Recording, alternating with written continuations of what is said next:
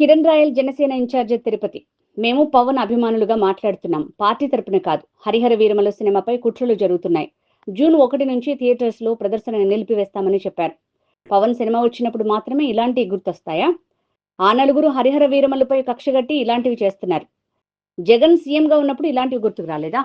ఆ రోజు సీఎం జగన్ తో మాట్లాడాలంటే 2 కిలోమీటర్లు నడిపించి, అధికారంలో ఉన్నప్పుడు పవన్ సినిమాను జగన్ ఆపుతారు.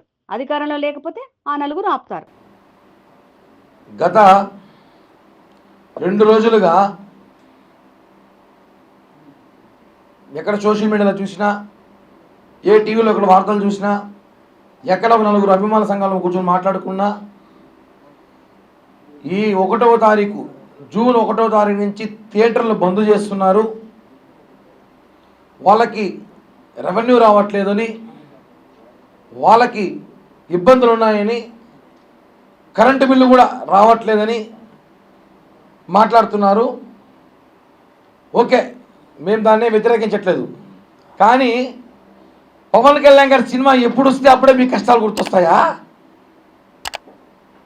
కానీ పవన్ కళ్యాణ్ గారి సినిమా ఇంకో వారం రిలీజ్ అనగా, అంటే ఒకటి పవన్ కళ్యాణ్ గారు వినోదాన్ని ఇస్తున్నారు మాకు. ఆయన 5 ఏళ్ళు కష్టపడి ఆ సినిమా తీశాడు. హరహర వీరములు సినిమా అనేది మా లాంటి అభిమానులు, కోట్లాది మంది అభిమానులు, భారతదేశంలో కాదు ప్రపంచంలో ఉన్న పవన్ కళ్యాణ్ గారి అభిమానులు, మెగా అభిమానులు అందరూ కూడా ఆ సినిమాలో వినూత్నమైన పవన్ కళ్యాణ్ గారి క్యారెక్టర్ చూడడానికి కోట్లాది మంది అభిమానులు ఎదురు చూస్తున్న చిత్రం అది. ఆయన డిప్యూటీ సీఎంగా ఎన్నో సేవా కార్యక్రమాలు చేస్తూ బిజీగా ఉన్నా కూడా ఆ సినిమా అభిమానులకు ఇస్తాను, మాట ఇచ్చాను, నేను ఈ 3 సినిమాలు చేసి తీరుతానని చెప్పి ఆ సినిమాలు చేస్తున్నారు. అలాంటి సినిమాని రిలీజ్ కాదు మేమంతా ఆనందంలో ఉంటే, కొంతమంది వ్యక్తులు ఏదో ఒకటో టీవీలో పేపర్లో చూసా, ఆ నలుగురు అంట. ఆ నలుగురు మొత్తం రాష్ట్రంలో ఉన్న అన్ని సినిమా థియేటర్లు వాళ్ళ చేతుల్లో పెట్టుకొని పవన్ కళ్యాణ్ లాంటి వ్యక్తి సినిమాని హరహర వీరములని ఆపే ప్రయత్నం, రాజకీయ కుట్ర జరుగుతుందని చెప్పి బాధగా తెలియజేయడం చాలా బాధేసింది. దీనిపైన అభిమానుల సంఘాలందరూ కూడా మాట్లాడాల్సిన అవసరం వచ్చింది. ఎందుకంటే అదే డిస్ట్రిబ్యూటర్ ఎగ్జిబ్యూటర్లు ఒక మాట గుర్తుపెట్టుకోండి,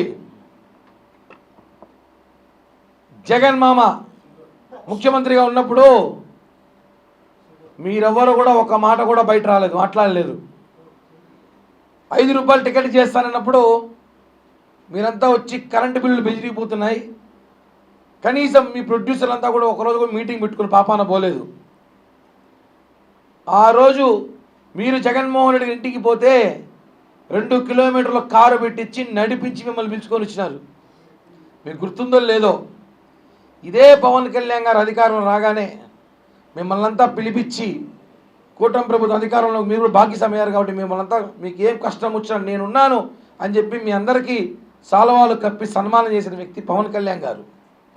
మా బాధ ఏమంటే, మేము ఎదురు చూసిన సినిమాని ఎవరు ఆపాలనుకుంటున్నారు?